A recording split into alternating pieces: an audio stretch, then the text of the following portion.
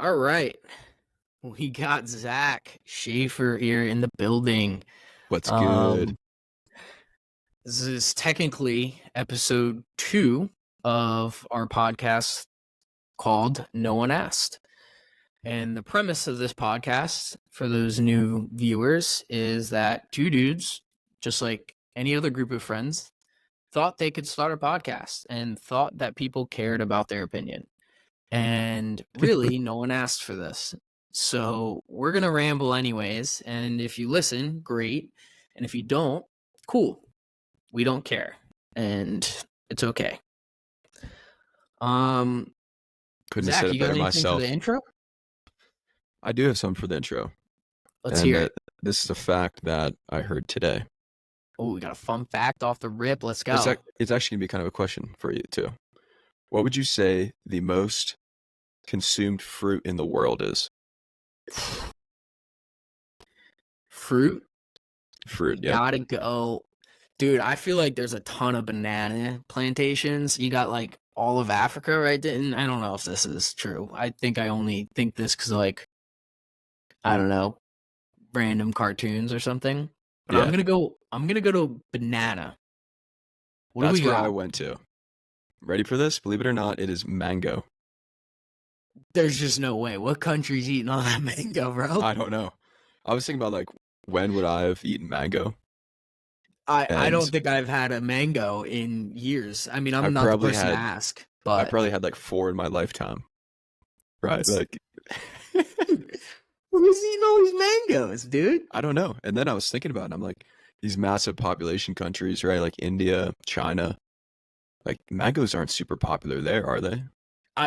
They must be, right? Because that's exactly what I'm thinking. I'm thinking that there's just got to be that, like India that has 1 billion people, and they're just all eating mangoes, and therefore it's the most eaten fruit. They're just smashing mangoes. Somewhere in the world, someone's just smashing mangoes. Dude, that's ridiculous. First, I can't believe that. That's a stupid fact that I never thought I really cared about, and I'm still gonna disagree. Because that's what I like to do. I like to just deny facts, you know? Yeah, and that you still don't care. Like, no. I know that fact now, but it means nothing to me. Okay. I'll just go on. All right, man. Let's get into it. All right. So our first episode, I don't know if we'll ever get to releasing it. I think it was more of a practice run, get our fingers wet with editing and kind of just how this whole process works. We had some good comments, critiques of ourselves, trying to figure this out, get better at it, and going from there. So if you get to see the first episode, good. Maybe we'll release it eventually. I don't know. But we're going to try to stick more on topic here. We're going to still have these fun little tangents where we just ramble about nonsense, because that's what we like to do. And that's kind of the whole point of this, is that we get together and share our thoughts. But do you just want to get right into it? Yeah. And just to add on to that, in case that first episode never airs, basically me and Matt used to live together, and then he moved all the way to Boston. He decided he didn't want to be around me anymore. Whatever. And yeah, this is also our way to stay in touch, continue the rambling that we used to do in person, but now, of course, do it virtually via this podcast that no one asked for. Yeah, for sure. Yeah, that's a great. Add on to that. That's a great summarization of that, because I guess people don't really understand the context here. We are just two dudes that think they can, start a podcast. That's true. But it's also true that we're kind of really just doing this to stay in touch and have a little bit of fun, put a little bit of time into like a passion project here and see if we can land, Hey, so let's get into it, right? I got a first topic off the bat. Let's hear it. That I don't think you're well familiarized with. So let me guess, it involves a wrestler of some kind. Of course. There we go. Hey, listen, this is my area of expertise, okay? I was a retired wrestler here. And I still follow the sport, love the sport. One of the best, if not the best sport in the world. After baseball, yeah. I agree. Right, yeah, for sure. You know what? Baseball is a good sport. I just don't have the patience to sit there and watch a game for 8 hours. But playoff baseball, I'm a bandwagon. I'll hop back on and I'll be rooting for the Phils. This past season was unreal. Listen, just real quick, there's a lot going on in a baseball game that if someone's never played baseball, they don't even know about. But to someone that has played baseball, you see all of those things that are going on in that space that people are get bored, if that makes sense. And No, that's that why makes. baseball players love baseball. I think that's not my personal beef with it. Well, I guess it's kind of where it stems from, right? Yeah. I will say, growing up, I used to have this idea that if a person is hitting the ball 30% of the time and he's considered one of the greatest to do it, I have a problem with that. But that was kind of before I started to learn the difficulty of pitching, but it just seems such like the defense was all about the pitching. And yeah, the shortstop might make a great play here and there, and the outfielder might make a great catch here and there. But ultimately, it's one dude versus all these different batters, and they strike Yeah. out 70% of the time if they're really good at hitting the ball. And that's kind of where my lack of appreciation came from, because recently, especially this last couple of years with the Phillies being more involved, I've gotten to learn and appreciate the difficulty of each of those pitches, the fatigue that goes into it with the pitch clock now. Yeah. But there's definitely a lack of appreciation on my end. But same thing with wrestling. I think a lot of people don't understand the rules, and they also think it's just two dudes punching each other. And they don't really understand the technique and the power and that some of these dudes have. But Mhm. that kind of leads us into our topic here. There's some big drama going on in the wrestling world. So right now, college athletics or college wrestling is heading into their postseason. Big Tens, which is notorious for being one of, if not the hardest conference in college wrestling, Right. You're talking just Penn released. State, Ohio Yeah, State, all the big. Yeah. yeah. So they just released their pre-seeds, right? So the seeding for the tournament, and there's a shocking revelation here. We have a guy named Brody Teske, right, from Iowa. Dominant program. He's really good. He's number 20 in the country overall. That's his ranking. And he got seeded 14. And 14 is the last seed you could possibly get. So this dude that's Hmm. 20th in the nation is getting seeded last. And his first matchup is going to go against Nick Bozakis. And I'm sure I'm butchering that. He's from Ohio State, and he's number 10 in the country. So we have the number 20 versus the number 10 in the first round of a conference tournament. It's not just the final NCAA tournament or anything like that. And the reason being is because of this very niche NCAA rule. So what happened is Iowa was unsure, I guess, allegedly, of who was going to compete at this weight class, which is 133 pounds. So they did a wrestle off. And then Brody Teske, who got seated last, won the face off or won the wrestle off, and he got inputted into the tournament. But it was after a deadline. So it was like a late registration kind of thing.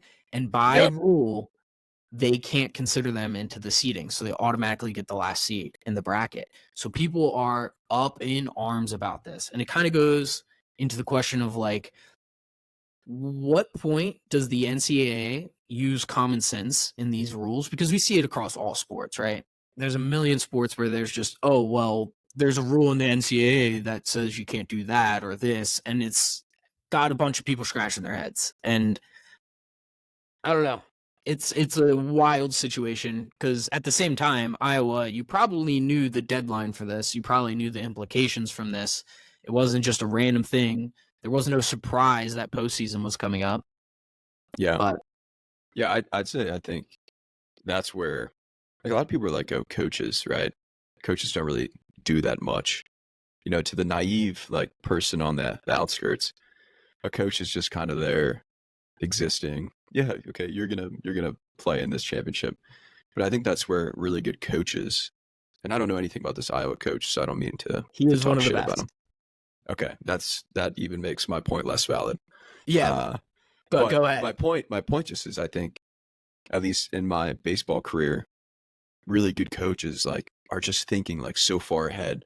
They know every rule. They're looking into the nitty gritty, and they almost like wouldn't allow something like that to happen Right. because they know the game, they know the sport so well, and that's just what makes them good.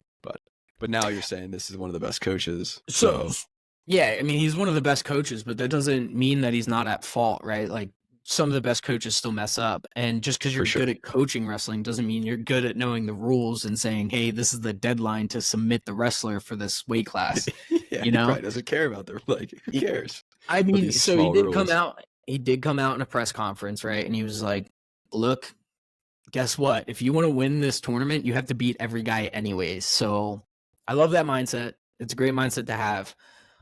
It's just more of the question of what are we doing here at NCAA? Does it matter? Maybe who's the onus on to kind of be on top of it? Is it Coach Brands of Iowa, Yeah, or is it going to be of the NCAA? You know, and then at what point do you just say, let's use common sense here? This guy's number 20 in the country. And let's not have him face the number 10 guy in the first match of the first postseason tournament. It would be way different if it was like the final one, right? 20-10 doesn't sound like that big of a jump, all that other stuff. This is the first, this is conferences. yeah. So But we got it's the an under whole wrestling. What's up? What's up? it's an underdog story. Like that's what's so cool about it. Yeah. And this kid, he's 20 in the nation. Like he should be Yeah. able to beat that Well, the number other one guy's seed, 10 right? in the nation, dude. The other Okay. guy's 10. So Well, then like I'm gonna this, default on the underdog story, which is cool. Like just fighting your right. way in the trenches, fighting your way up. Yeah. I mean, like Brand said, you got to be the best regardless Yeah, of where you're placed, whether you're going to wrestle that guy in the finals in the first match.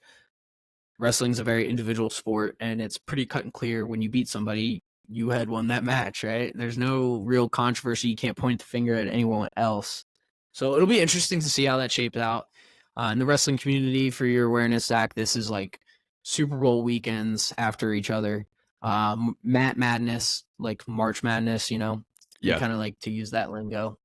But yeah. I get I just wanted it. to get the the commoner, because I feel like our listeners, they're not going to be all wrestling fans. They don't know everything, but definitely some drama. And then I'm sure you can relate to those listeners that are like, what is going on? I don't know what this means, who these people are, but it is Yeah, fair no idea. questions, because we're going to have a ton of listeners that don't know what the hell wrestling is. Yeah, and it's cool, right? Like it's applicable to other sports. Um, like these nitty gritty rules, man. They're insane. Like how often is the NFL changing overtime rules? Yeah. It feels like every year, like there's a different way that we're gonna do overtime. Every year it's different, and every sports governing body, if that makes sense, is atrocious, down to state sports. In Massachusetts, I'm here, I've been watching the news, and I don't know the details too much, but there's this kid who's apparently pretty good at hockey.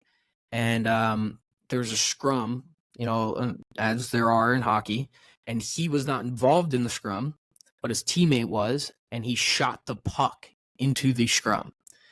And Man, when I say that, it sounds pretty severe, right? When you look at the video, it's not like he winds up a slap shot or anything. He kind of just flicks it in, right? yeah, Definitely was wrong. Don't get me wrong. But it seemed more of a, hey, you're going to be suspended for a couple games. It turned out to be he's suspended for a full year of hockey. And the jeez, kid just made a mistake. And it's not as egregious as it sounds. Definitely wrong. The kid has even come out and been like, yeah, I messed up big time. But these sports governing bodies they're just ridiculous. They can't use common sense, I feel like. And when they try to, it's always almost wrong. It's wild. right? But Yeah, it's what do interesting. you got for us today, Zach? What do you bring in here? What am I bringing to the table? That's what Yeah, you're asking. what are you trying to talk about today? What do you want to ramble about? I got something good, and Yeah, let's hear it. I've been following this like Phillies when we were in the divisional series, like that Yeah, closely. just Like every you day met checking up on it. What's going on? right, like every day when we got home from work and that game was on, or like Right. you'd hit me up and be like, "Yo, the game's on. It's earlier game," and I would just like leave work. Yes, You right. know what I mean? But so what's going on is there's this guy. He's a naval officer, and I think he's stationed in Rhode Island. But he struggled with like mental health like throughout his last like 6 years in the military, and then last year at some point got really involved in running. He smashed his first marathon, and then that moved on to his first ultra marathon. And he's just been running and kind of having that influencer um, role, like on Instagram and TikTok, maybe just Instagram, but kind of having that role. And he's just runs, films, and I think he just did this recent challenge where he ran every day, and I don't know how many days, but he ran every day for a long period of time, and that's kind of how he got like a big following. But recently, March 1st, he set out from Santa Monica Pier all the way on a transcontinental run to Times Square in New York City. So in total, it's 3,000 miles. And his original goal on March 1st was to run it in 40 days and beat the current record, which right now is held by a guy named Pete, who's an absolute animal probably. And the current record, this guy Pete, is 42 days, 6 hours, and like 30 minutes or change. And this naval officer is trying to do it in 40, so 2 days Correct. faster. Yeah, so he's trying to shave 2 days off the current world record for the transcontinental run. That's all the way across the U.S. I know it's a ton of mileage, but 2 days is a lot of time to shed off of a record like that. I mean, It's an you're insane talking amount. A consistent extra, I don't know the math on that, 10 to 20 miles a day. Right, so exactly, yeah. So that's where it gets interesting. So his plan was to run 75 miles a day. If you do the math, 40 times 75 equals 3,000. And yeah, he set off on March 1st, and right now he's on day 6 for March 6th. Yeah. And I wrote it down over here, he's at 300 miles, and he's on day 6. So if you're good at mental math, he should be at 450 miles. Correct, yeah. So he came out, I think it was yesterday on Instagram, saying that he fell short, or he's falling behind too much, and now he kind of like surrendered the world record and just said, now I'm just going to shoot for 50 days and just try to complete this and say that I ran across the entire United States. But it's been very interesting because he's been getting a lot of backlash on social media. Of course he is. Yeah. He's running across the country, and now everybody's going to call him like a quitter, I'm sure. Doing things that very few humans are even physically capable of doing, let alone that they actually do it. Right. That's unreal. I would say that to complete a feat like that, to have that as a checkbox after your life is complete, is a pretty remarkable thing to say you've done in life. It's insane. I mean, just saying you did an ultra is insane. Yeah, I think that comes from the mindset of just how far can I push this body? This body was given to me, right? I don't know why, I don't know where, or who, what, where, whatever you believe, right? Right. But you're just taking that and testing it out and pushing it to the limit, and it doesn't matter if you do it in 40 days, 50 days. Nobody else could do that. There's less than 0.0005% of people that can even physically accomplish that, and then the people that actually that do that is even lower. Like, that's unreal.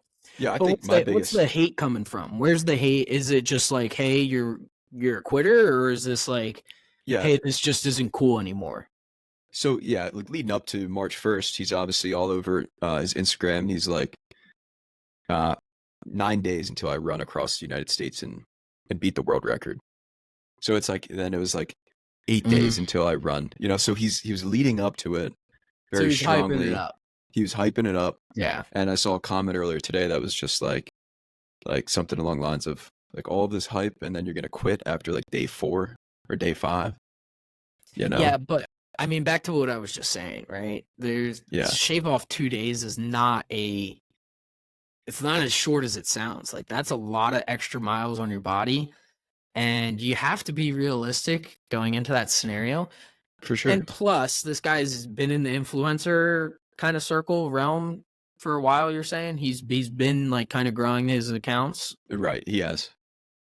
It's kind of just the game, man. Like, In a look at way, these yeah. other influencers, right? They say stupid stuff, they get a lot of views for it, and then do they do half of that? No, it's just the No, name of the game. They do it for the yeah, views, right? and Except obviously, this is like, actually for a good cause. Like, this isn't just like some cringy content. This is like a guy that's setting out to do cool things. yeah, and obviously, like this comment came out, just kind of spreading hate, like a lot of these people do, on media accounts nowadays, and whatever, they're probably sitting in like their mom's basement or some shit. Yeah, right. But what's cool too is there's a lot of these hateful comments nowadays, but there's also like that little bit of humanity that's still left in people.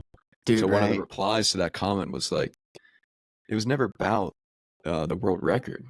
It's about raising awareness for mental health through the Right. RWB, the Red, White, and Blue Foundation. That's what it was about for this guy Paul, who's doing it. He's like, it was So, never but about beating he's that world backing a record. foundation, like that's like in the name of a foundation as well. Right. So I mentioned that he had like mental health issues throughout Right. his So, time okay, of service. that's So that's tied to that. he linked in with another foundation, and he's raising money as he runs. And he's up pretty. I think he's up. I want to say 100,000, maybe $200,000 raised in 6 days. Dude, people Just running out here. they're just bored. They got nothing better to do. This I guy's know. doing an amazing thing. I know. He's My raising biggest money. Oh my god, get out of dude, here. my biggest takeaway is how many people, and this is obviously an insane example, but like in other things that we do, right? A lot of us won't even try to do something because we're scared of failing and letting people down. Right. But there's something to be said for this guy training and stepping off on it with all these people watching, his parents, like Yeah, the whole Navy, like everyone in the Navy probably knows about this guy. for sure. Everyone's watching him, and he knows it's insane, yet he still steps off and does it because he's doing it for a bigger cause and he believes in himself. I don't know. There's something to be said for that, for sure. Oh, 100%. I used to, this is kind of a weird connection, but I used to hate on people that made gym Instagrams, like the fitness Right. Yeah, we know. accounts. Yeah. And so much so where me and my friends in high school, we made one making fun of fitness accounts. It was pretty funny. It was called Oh yeah, PFit I've seen that. Phenoms. Yeah, I showed you that, right? Yeah. Dude, they're some quality content, man. So it was PFit Phenoms because we went to Planet Fitness because we were broke high school students. And we would go in there and make fun of all the exercises, make fun of the people that don't know how to do it. And it was kind of mean, but I mean, it wasn't directed at one person. It was all, it's very satirical, right? Like we think it looks like we're being serious. We're not. And recently, after some growing up, I found a lot of love for those fitness accounts because they have a lot more guts than me. Seriously, they put their entire fitness out there, and a lot of people abuse it, right? You got those people that have great genetics and are like, hey, buy my program. Did you work for that, or did you actually just always look like that because you have phenomenal genetics, right? Side tangent aside, but fitness, like I've even considered making one, and it's solely for that accountability purpose. Just like this guy, he's putting it out there. Hey, this is what I'm shooting for. This is what I'm shooting for. And adding that pressure just fuels the fire even more. Because imagine if he didn't have this following. Imagine if he didn't have that foundation that he believes so much in. And he just was like, let me just try this thing. You know how easy it would be to give up? At least he does Super have easy. a little bit of social pressure. That hate and all those comments have a little bit of value because he doesn't want to let people down. Those hateful comments sometimes are just people that are getting let down and releasing their emotions in a negative way. And I think that provides a little bit of motivation. Like, hey, these are my fans. They believe in me. And so that's kind of my roundabout tangent connecting those two, Yeah, and another one on him was he's a big like Domino's pizza guy. So he'd go on like a 50-mile run and then like smash like 3 Domino's pizzas. And someone commented like it's so weird to me that people will like run and try to promote fitness, yet they eat so unhealthy. And do you understand how many carbs you burn? Yeah, right. Someone replied to it like, as you like sit on your couch and like type that comment, like He's got a doing slice nothing. of his own Domino's pizza typing that, getting grease all Yeah. over his phone, dude. And I think that's why, like, a lot of us, like, I think social media is normally like you surround yourself by good people that like lift you up, Yeah. right? And then of course you're always gonna have those people at work or in just in your environment that try to bring you down. But I think social media brings a lot more of that to every one of us because we read these comments and it's like our circle's huge. Like our Mhm. circle of connections is massive because we're connecting with this person who hates their life, who's just decides to write a comment about this guy eating pizzas. Yeah. First off, swimmers, look at their diets. They're not phenomenal diets at all. They eat 1,000,001 carbs because they burn so many. It's the same situation with this guy running across a literal country, the width of the Yeah, continent. By the way, right? It's an entire width of a continent. And right. second off, I think it's very interesting that when you have those hateful comments, even if the ratio is one hateful comment to every 3 positive ones, the body and the mind tend to gravitate to that negative one. And it's crazy because you could see 3 phenomenal, "Hey, you're doing great, keep it up. Love what you're doing, love the foundation, love the message." And then you see one comment of, "This guy sucks." And somehow that's the one you remember. It's a very interesting way the mind works with that kind of stuff. It's It's odd, and it it's tends to super interesting. gravitates to that. Yeah, and on that, I've read a couple books about it. Um, I didn't finish the book because it's dense, but it's a book called *Sapiens*, and then there's another one called *Tribe*, and they both just talk about the general idea that the most like innate feeling or instinct that we have within us is to be accepted by our tribe.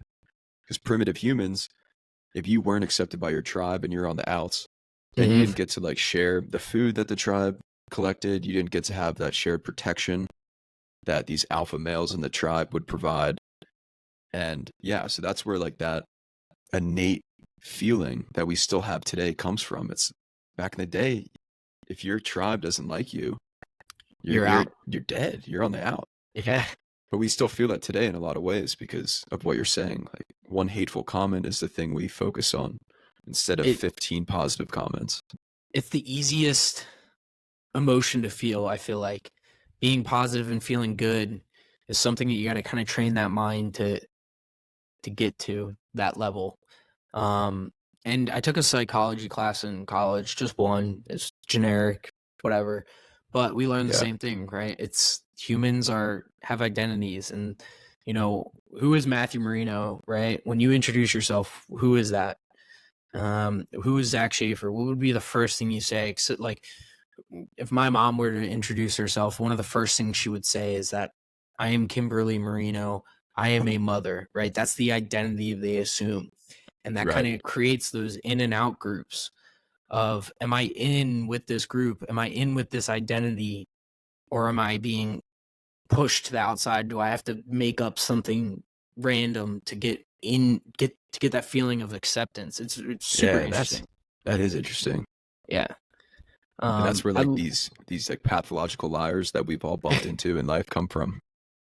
I mean, that is one of the most insane things to me. You got one of those When you meet guys that that are guy, we all like know a guy. We all know a guy like this who just just like, lying about the dumbest stuff. yeah, It's ridiculous. You ask them what they eat for dinner, and they just, I had a, you know, I went to a 5-star restaurant. And they ate McDonald's, and they're just telling you about how amazing this food was, as if yeah, anybody would have cared if they just had a normal meal, right? They yeah. just No lie one about cares. every single thing. It's crazy. I don't. I'm not making this up. I met a kid in college, had like a small little like burn on his arm, probably the size smaller than a penny. And somehow he like mentioned it one day. He's like, yeah, like I was in China on like a missions trip and I ran into like a burning church and saved a newborn baby. And that's how I got this burn on my arm. I'm not kidding. This straight up happened. I remember looking at him and I was just like, are you kidding me? There's just no Like who do you way. think you're talking to? There's no way you I such a like what a little like ember just fell on your Right, arm and that just a was it. single one. You ran into the burning. Yeah, Hey where's the man, news story? Like yeah, I don't know. It's just insane. That is insane. And it's that with many other stories too, but It is too. You're that's the like, one that's did you just put hysterical. a cigarette out on your arm to be cool one night, and you just you just got a burn? I Right? mean, props to him. At least he made up a cool story, right? And it wasn't. I think the worst ones are the pathological liars that lie about things that just no one cares about, Yeah. right? I mean, I Yeah. guess no one really cares about that, but at least he made it interesting and cool. People just be lying about where they bought their pencils from or something ridiculous. And you're like, dude, did you really? I don't know. I mean, it doesn't make any sense. Yeah. I'm just gonna start being like, you didn't have to like make something up. Like you could have just been straight Just up with call it. them Like out. just We gotta straight start face, addressing look him in this. the We gotta eyes. start addressing and confronting pathological liars on a daily basis on everything they say. Just start calling them out. Yeah. Yeah, we do. I We think need to that would put an make the end to it. problem worse. I think they would Probably. just rope the problem along. I They don't. do. They feed into it. Like if you Yeah. call them out, they'll just keep going. Yeah. Like deeper in the story. Yeah, they don't back down. All right. Moving on to pathological liars, right? Some people just have some insanity, right? Mental illness, whatever you want to call it, that brings out insanity and brings out those things like pathologically lying. With that, we have in the news, in the kind of social media, pop culture news, we got this influencer slash boxer named Ryan Garcia. He has This come is out insane. Yeah. Keep saying going. some ridiculous accusations about his life, about the ruling elite, kind of conspiracy theories kind of stuff. Normalish kid, I would say, when he was blowing up and getting to the level that he's at now. And he's going off to say that this place, Bohemian Grove, which is a well known conspiracy theory kind of area of these cultish groups come in, they do some crazy things, celebrities, A-list celebrities attending, all these kind of conspiracy things. The Bohemian Grove has always existed in that kind of space. But Ryan Garcia comes out, says that that's where they took him, and they being the ruling elite, and he was raped when he was 2 years old, and Hollywood is trying to keep him shut up. And he goes on, and all these famous influencers, conspiracy theorists, people, you got Alex Jones chiming in, who's one of the leading people in this conspiracy theory realm. He kind of even in his video reacting to it says this is kind of leaning more towards a mental breakdown. He doesn't dismiss it entirely. He says, yeah, that could be true, but really this might be a guy that's just having a mental breakdown, and now it's hurting the credibility of those stories that are true because he thinks that there's stuff that goes on there, right? He's got Right. proof, all that other stuff. And so he's kind of calling Ryan Garcia out, and we got Andrew Tate, who one of the most hated men in the world, coming out. He joined a space call. It's this app kind of similar to Discord is my understanding of it, but joins it, and he kind of, even Andrew Tate's kind of pretty direct at him, and he's, credit to him. I don't love the guy Andrew Tate, and I don't really hate him either, but he definitely has some opinions, some strong ones, right? Yeah. But he kind of did a really good job controlling that conversation. So Ryan is going off in this. He's dropping the F-bomb. I don't give a whatever, like, left and right. He's claiming that he has all this proof on his iPhone that he's going to release at some point, yada, yada, yada. And Andrew Tate's kind of sitting there, who's one to believe in the Matrix, right? That's one of his big things he preaches. So you think this guy would also be on his side. And he's like, hey, listen, man, you got to slow down, control your words, speak coherently, because no one's going to listen to you ramble and curse every 3 seconds. You have to tell a story. Otherwise, you're just going to be that crazy dude. Yeah. So this guy is freaking out, well known, kind of insane. I don't know what to believe. Obviously, the guy sounds insane. I definitely do believe in some conspiracy theories, just mainly for the fact that they're fun, but I don't know. I don't know where I'm at on this. People always talk about Hollywood being super jacked up and super pedophilia-esque kind of things, like crazy things, but I don't know. Yeah. What do you think? Do you think it's going this far? You think this has any validity to it? Well, just before we get like too deep into it, I was actually reading about it because I did see this up there in that it was like trending or whatever. Unreal. This Bohemian Grove stuff is insane. Oh, I was it's watching this. confirmed. I was Yeah. watching this interview between Alex Jones and some like high-ranking like social, or I forget what Like he is, a socialist. cult leader, Yeah, whatever. but they also like he was outside of like a General Motors, so I think he's some like high up executive in some Right. company, maybe General Motors. But he's talking to this guy, asking him about like the coal and the or like what's going on at Bohemian Grove, and the guy is of course denying it. What are you Right. talking about? I don't know anything about that. And then eventually Alex Jones is like, well, I was the guy. Like I was the guy that like filmed the video of the Yeah. cult because Alex Jones He sometime in like snuck in. he snuck in, filmed this like cult thing going on, and that's the video that everyone sees nowadays. And at some point, Alex Jones is like, "I was that guy. I jumped the fence," and that like triggered something in this like executive that got Did he him freak mad. out? He freaked out, but Alex Jones caught him in the trap because he just kept like coming at him with these questions and just kind of like really triggering him Yeah. and getting his like emotions high. So he kind of put his guard down. And at one point, the executives like said something like, "Yeah, there's like no trespassing signs all throughout there." You know, like basically saying, because Alex Jones is like, "You ever been there?" And the guy's like, "No, no, of course not." Right. And then he catches him in a lie, not a lie, but he catches him by Right. like forcing it With out his of own him. words. Dude, Yeah, and he's Alex just like, "Yeah, Jones, I've been there." his conversations with Joe Rogan are hilarious. And Yeah, I need to watch that. he's This on looks all the insane. time, right? But Joe does a really good job of checking him too. Because Alex Jones, there are a lot of things that he says that are true, but Mhm. sometimes they're over embellished, or sometimes they are not really backed by fact. They're kind of just aimlessly aimed. And Yeah. one thing to say though with the Bohemian Grove is that my understanding, the rational thought behind all this, whether you think it's a cover or not, is that it is a place that people go to because it is kind of that gives that eerie vibe. It's a camping ground, and those rituals, a lot of the satanic rituals are actually done intentionally as shows.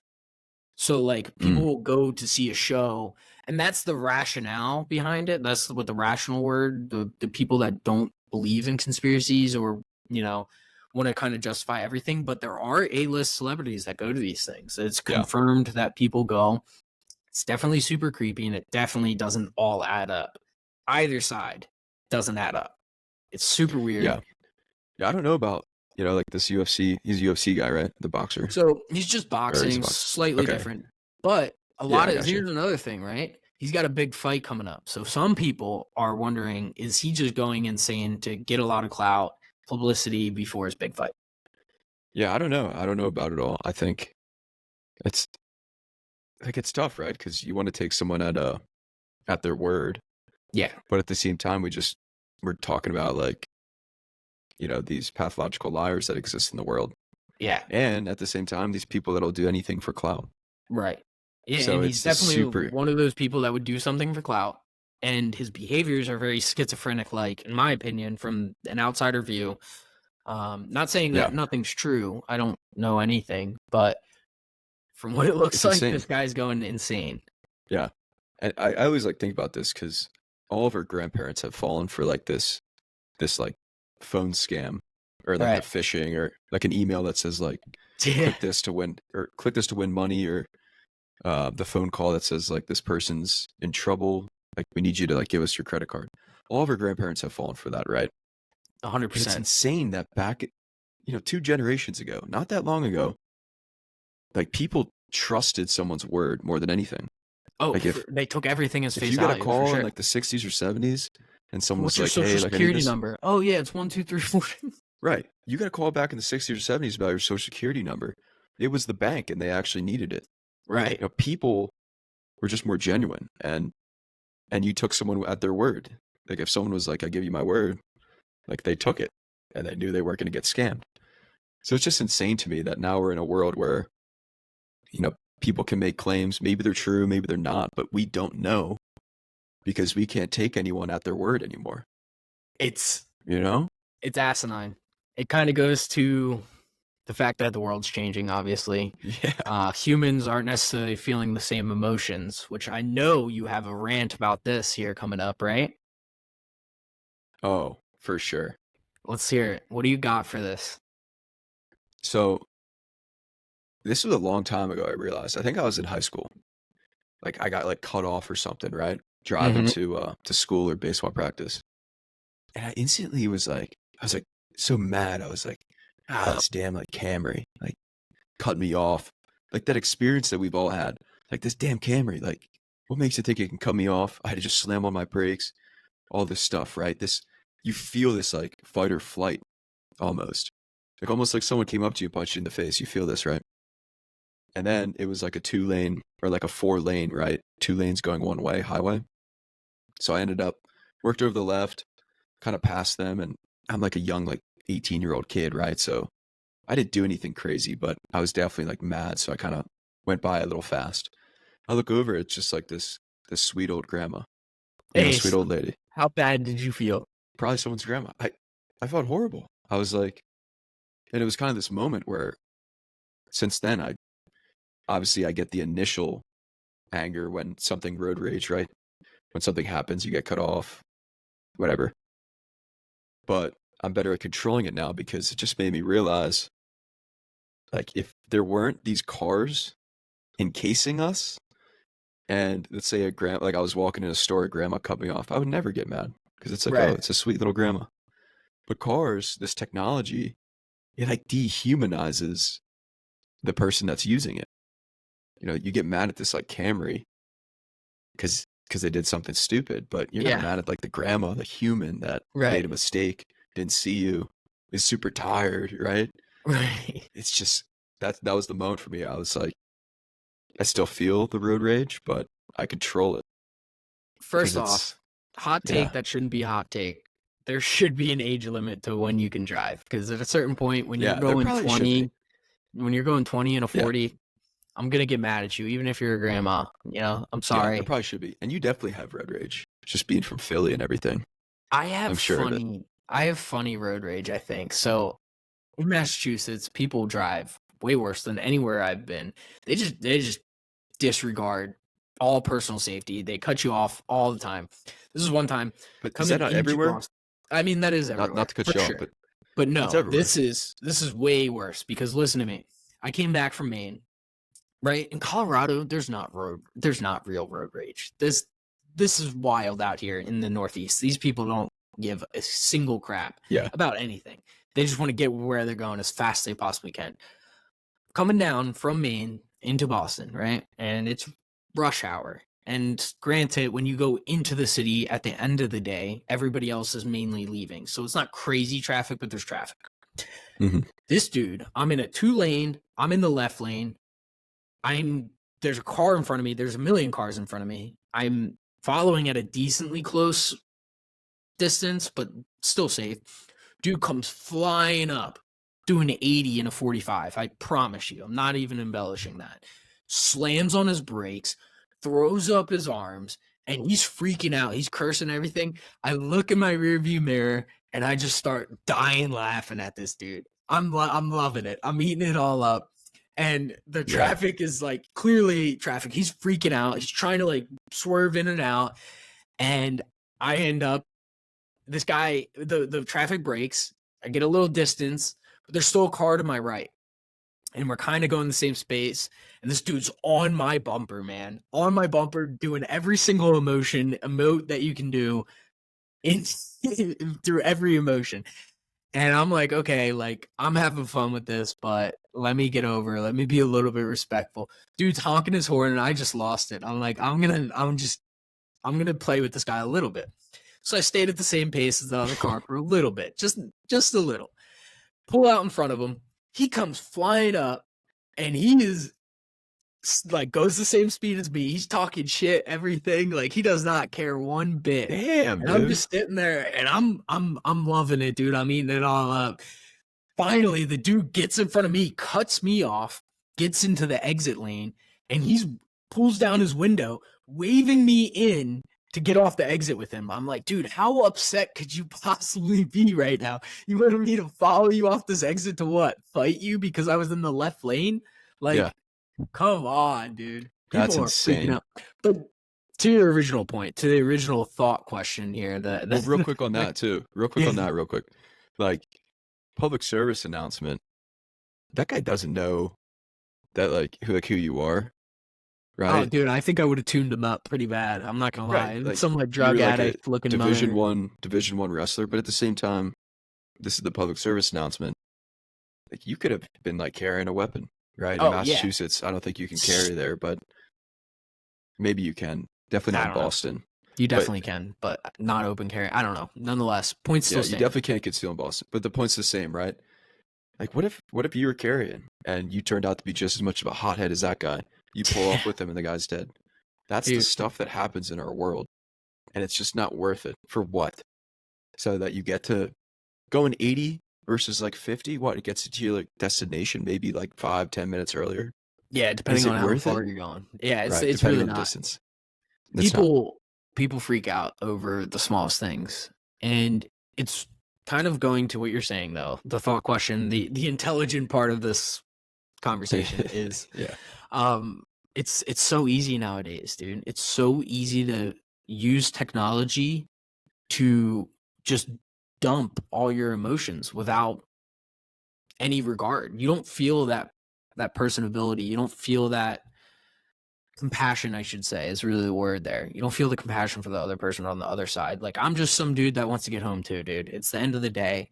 Relax. And it's the same thing with the computers and that guy, that Navy officer that's getting all that hate. Like, if you were there face to face with him and you saw what he was going through, Yeah. That dude's in the trenches right now. He's in right? Arizona.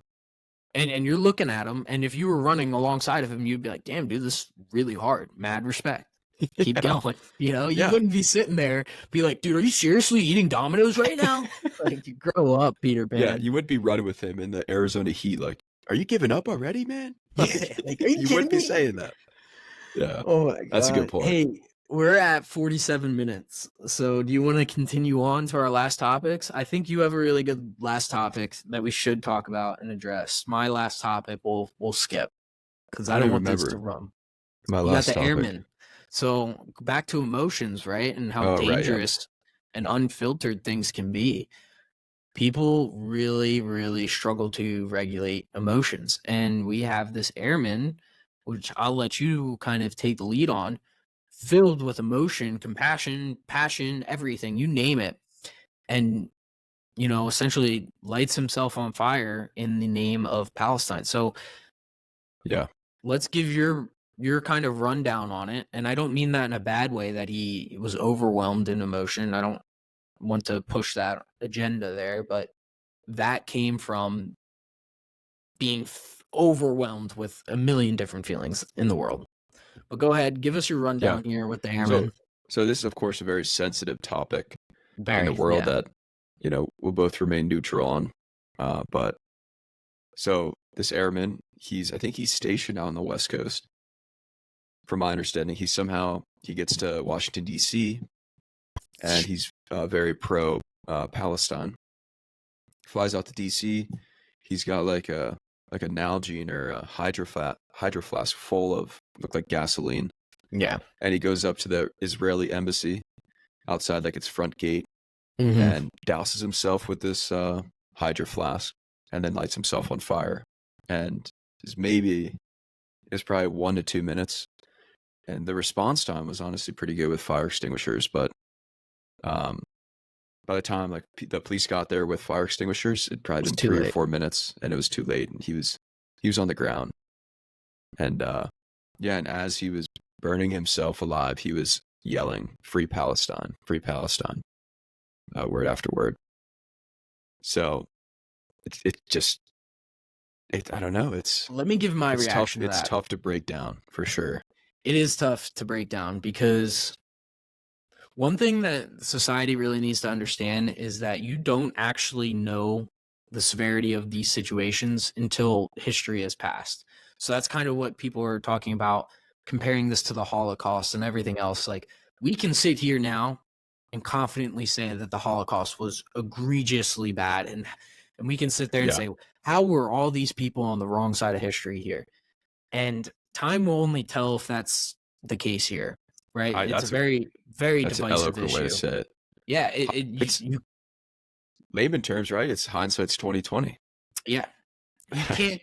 It's the same thing even with slavery. We can sit here right now and say yes, slavery was bad, but back then it was a common way of living. It was how society was. We can't judge those societal norms relative to that time period. We can now and say yes, this is bad, but these issues come up, and people think that there is a very clear, distinct way, and that they're always on the right side of history. We don't know. Is the bottom line. But this really does say something, though. For somebody to have that much emotion over an political issue, I guess. I mean, a humanitarian issue, as they were kind of painting it as, says a lot. And to take your own life over it is a whole nother level. What I didn't know was that he is actually the second protester to do this. Another protester did the exact same thing in December. They lit themselves on fire in the name of Palestine. Yeah, but it means a lot more when it comes from the military, because people think that him, what do you know his rank? Yeah, he was a senior airman. So I think that's probably that means. It's probably like an E5, I think, like a sergeant. So they also think that when you see somebody in uniform that they represent the entire military, and that the military is protesting this war. It's just one individual, which is phenomenal that he's using that right. I think that another thing of clarifying here is I don't think anybody in the military is against protesting. Even if it's a side that they disagree with. I think that's the beauty of why we serve, is that we protect that right for somebody to speak their mind. It's a beautiful thing. And for them to go out and say whatever they want, whether it's free Palestine or, Israel's doing a good thing, whatever side you choose, it's the beauty of the country, because a lot of other countries, you don't get to have your own opinion. And if you do have your own opinion, you better shut up about it. Right. So, yeah, we of course have our restrictions, right? Like, we can't represent the military. Yeah. Can't speak on our behalf of the protest or event, right? If someone gets violent, if something's going down that trail, we obviously can't be a part of that. But you're right, like it is, and that's what I always think about too. Like, we are protecting the right for someone to protest. Yeah, and it is a beautiful thing. Whether you agree with what they're protesting, it is a beautiful thing, and in the baseline foundation of it. But to set yourself on fire is a whole nother level. Like, this is history book kind of stuff, in my opinion, of when you look back on this era, it's going to be one of the biggest things, or it's going to be this person was a little crazy and they were a little out of hand, whatever. It's definitely a major issue that we need to keep an eye on. And I said this in our first episode, which we may not release, is people also need to understand, not trying to make this bias to one way or the other, that the last major conflict, like I'm talking world level, is World War II, obviously. Silly, crazy. Who would have thought World War II was the last World War? But those deaths, those tolls, the brutality, the numbers, they were bombing innocent cities. That's the ugly truth about war. It's so ugly. People die. Innocent people die. No one wants war necessarily. It's something that I think as a society, at least in the Western society, we've kind of been desensitized to. Even in the Middle East, where we were active for 20 years, we sustained thousands of casualties, which was any time a death would happen. 6 people died.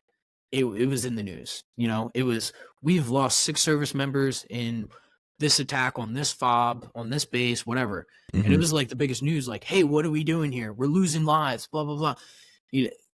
Compared to what war really looks like, a conventional war, the two modern kind of armies, and I know one's not as modern as the other, but that's the brutality of war. Millions of people die. Innocent people, kids, children, women, that's the ugly truth about this. very hard for people to comprehend because we haven't had a crazy conflict in a little bit of time, you know?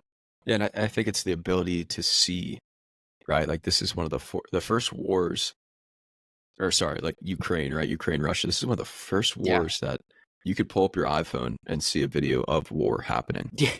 And I think that's There's having a massive impact because humans, we've been killing each other ever since since the oh, beginning of time, since we started, since we were created. yeah. And it goes to those in and out groups, right? Like, what group are you a part of? And then these two groups have disagreeing on identities, and all of a sudden they're clashing and they want to Yeah. kill each other. It's like that simple when you break it down to the brute savagery of the whole thing. And that's a good point, too, is that, like, Shane Gillis does a great bit on this. You got to watch it. He kind of is just like, you know what's crazy is that the whole Middle East, the whole war is filmed on GoPros. You know, you can look that up. And he goes on, and it's a bad skit politically. Yeah. Like, it's not politically correct. He goes on where he's It's like, I it's sympathize satire, with the terrorists. Yeah. Yeah, it's I did see this. I think you showed me this one. funny bit. Go check it out. Don't take it too serious. Laugh about something in life. But it is true. This is the first kind of time in history where we're literally filming this, seeing this live action, bringing frontline action to the common citizen just sitting on their couch, you know? Right. And then they're like, wow, this is what happens out there. Like, these people are just blowing people up, and you know, this is sick stuff. Like, yeah, it's not pretty. Like, right. Another thing is we don't have time to dive into it, but with that kind of the video, right? How accessible it is to see war nowadays. Yeah. That and thinking about recruiting, right?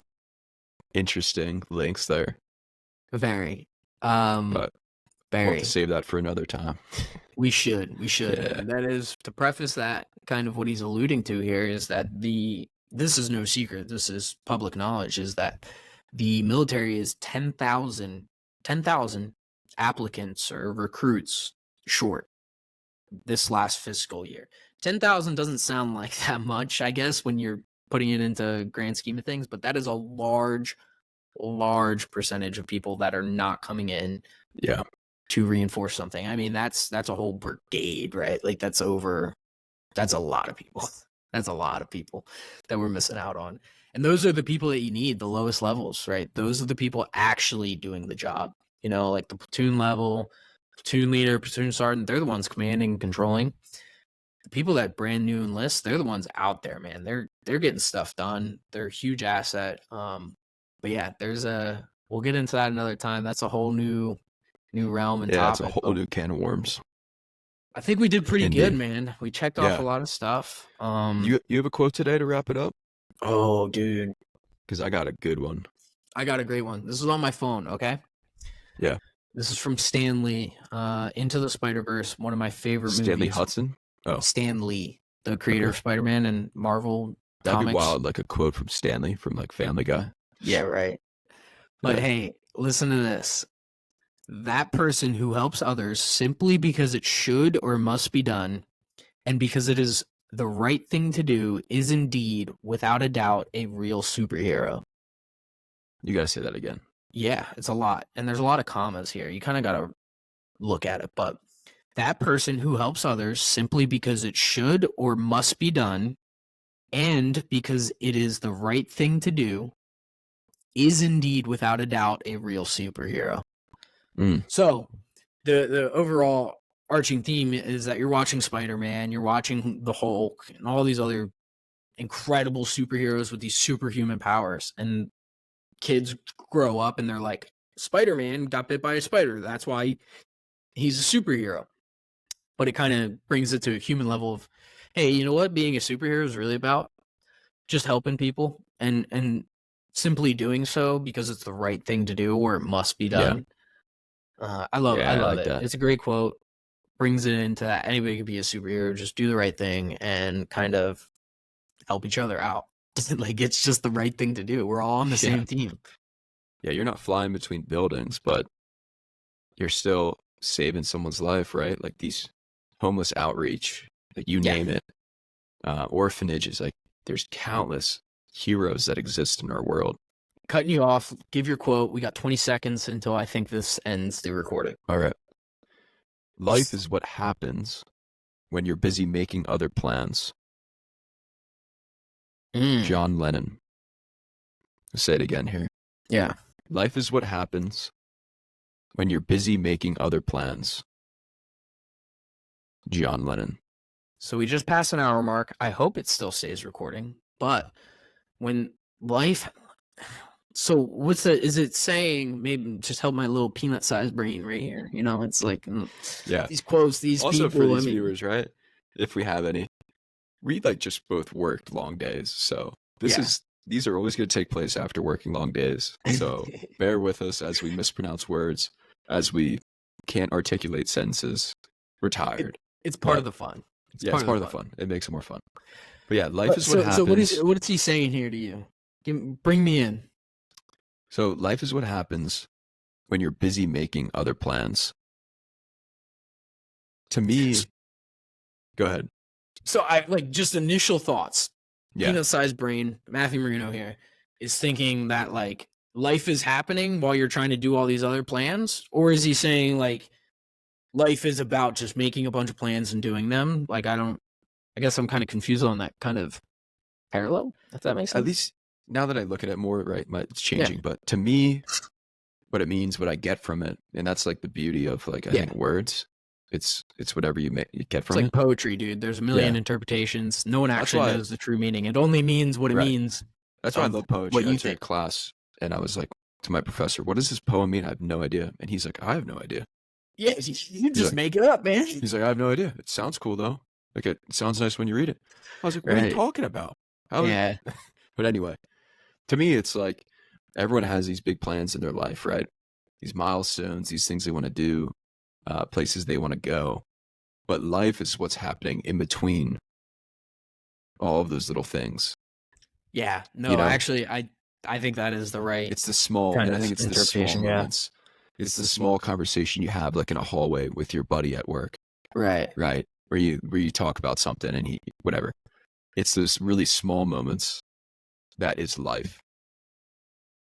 That's interesting. I always say that whenever you're trying to find your friends, a relationship, whatever you want to kind of categorize it as, it matters most about enjoying the small things together. Like your friends should be the people that you can just enjoy small moments with, because big moments are really easy to enjoy. You know, like you go on a jet ski, you go on a vacation, you go to Miami, whatever. It doesn't really matter how compatible you are with your boys or your significant other. You're probably going to have a good time. You're at a beach, you know? Small moments matter a lot more. If you're able to enjoy going out back, firing up the grill, posting up, looking at the mountains and eating dinner, you know? That matters a lot more than if you can go up to Denver for a night out and just rip a night out and just get hammered and then be like, that was fun. You know, like, yeah, I mean, you just went bar hopping and got really drunk. So, yeah, you could have fun with your like enemy doing that. Right. Yeah. Yeah. But I think it's cool. I think it's easy to forget about these little moments that are making up our life. For sure. You know? But yeah, let's wrap it up. I think we had a great episode. So to the viewers, if there are any, appreciate you coming out. Follow. We're going to continue to make this product better each time. It's going to get better with us getting more comfortable talking, not saying dude and like and every 3 seconds. We're still learning and kind of honing in a better agenda so that we're not going off on a million tangents, which are fun and we're going to do. But we don't want the entire episode to just be one long tangent. So appreciate you guys coming out. Appreciate you guys viewing. If you stayed this long, you're phenomenal. You're probably just a family member watching this. Thanks, Grandma. But Grandma, I know you're out there. I appreciate your viewership. I don't know if my grandma will watch it. We'll see. Yeah, she just needs to get a computer, but then she probably will. Right. Hey, how do you do this? What is this on? Is this on Google? Yeah. All right, we know you didn't ask. We know you didn't ask, and we don't care. No one asked. Leave a comment on what you want to hear, see, anything else. At the end of the day, we don't care. We're going to do what we want. Thank you for coming out. Good night. Hell yeah.